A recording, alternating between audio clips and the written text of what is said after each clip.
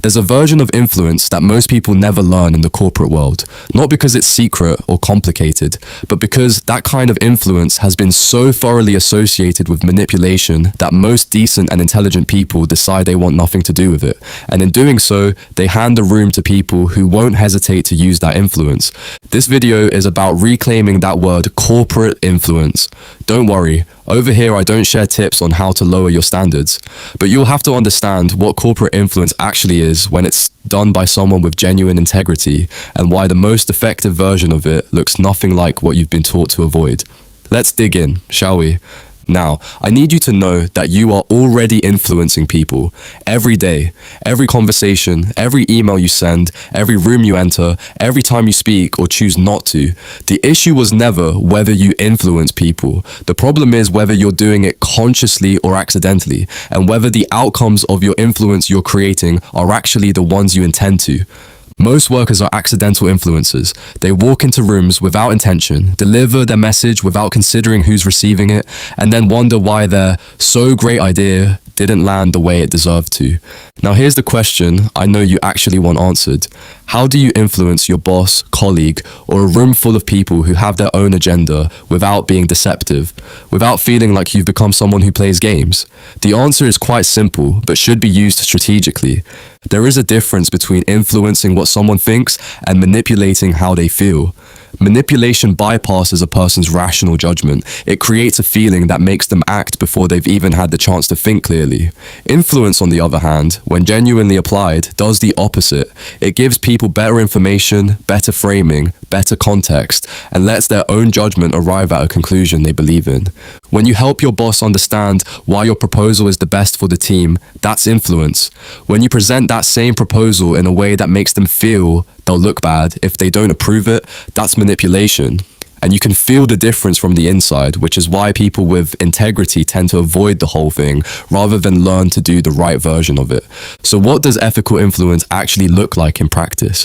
1. Understand what they need before asking for what you need. The first thing, and this is the one that sounds simplest and is actually the hardest, is understanding what the other person actually needs before you ask for what you need. Most people walk into influence attempts completely focused on their own objective. They have a proposal, an idea, a request. They know what they want. They have arguments ready, and they deploy those arguments toward a person whose own priorities, pressures, and concerns they've spent almost no time considering. Robert Cialdini, the most cited researcher on the science of influence, describes this as the failure to find common ground before claiming ground.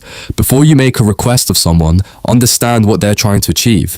What is your manager being evaluated on right now? What problem keeps them awake?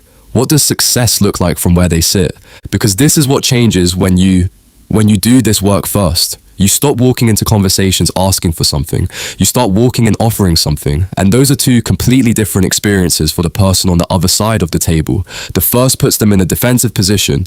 The second puts them in a collaborative one. Same idea, completely different dynamic. And the only thing that changed was how much you understood about the person before you opened your mouth. 2. Separate the merit of your idea from how you present it. This is where most high performers make their most expensive mistake. The assumption is that quality speaks for itself, that a well-reasoned argument in a clear document should be enough, and in a world of purely rational actors making purely rational decisions, it would be. But you don't work with purely rational actors. Nobody does. We aren't logical creatures who have emotions. We are emotional creatures who sometimes think. People respond to how something feels before they evaluate whether it's right. They respond to certainty, to clarity, to the sense that the person presenting an idea genuinely believes in it. This is not manipulation. This is communication. The difference between a good idea delivered hesitantly and the same idea delivered with grounded conviction is not about changing the idea. It's about not undermining it with the way you carry it into the room. 3. The power of timing. Timing is wildly underrated. The same request made to the same person lands completely differently depending on when you make it. After a difficult morning when someone is depleted and defensive, a new proposal feels like more to deal with. After a small win when someone is open and collaborative, the same proposal feels like momentum. It's all about the person's capacity to receive it.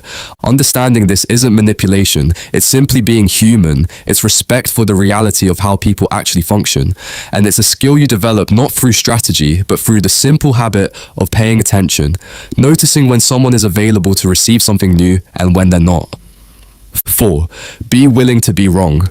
This one is the most counterintuitive and is being willing to be wrong in front of the person you're trying to influence.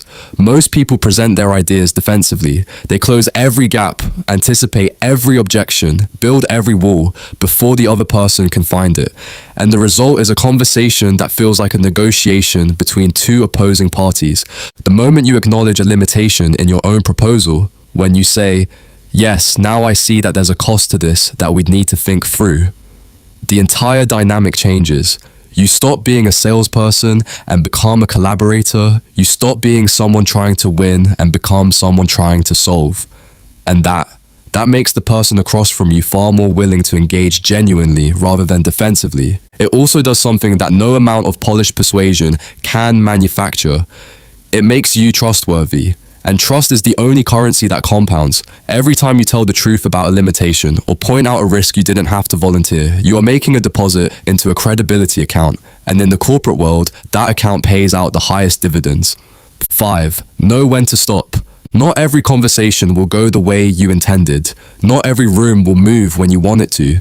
And your response to that moment reveals more about your understanding of influence than anything else. The amateur worker redoubles, re-argues, pushes harder. The person who understands influence reads the room, recognizes when the timing or conditions aren't right, and creates a graceful path to returning to the conversation when they are ready. Influence is not an overnight skill. It is a relationship over time, and the willingness to let a conversation breathe rather than force it to conclusion is one of the most sophisticated things you can do. None of this requires you to be dishonest. None of this requires you to pretend to care about people you don't. None of it requires you to compromise the idea you actually believe in. What it requires is that you take the people you're communicating with seriously enough to understand them before you expect them to understand you. The person in your office who always seems to get the right outcome from a conversation isn't more charming than you. They understand something about communication that most people never examine, that the message you intend and the message someone receives are two completely different things. They are shaped by timing, framing, relationship, and 100 other factors that have nothing to do with whether your idea is correct. You have good ideas, you do good work, you believe in what you're proposing.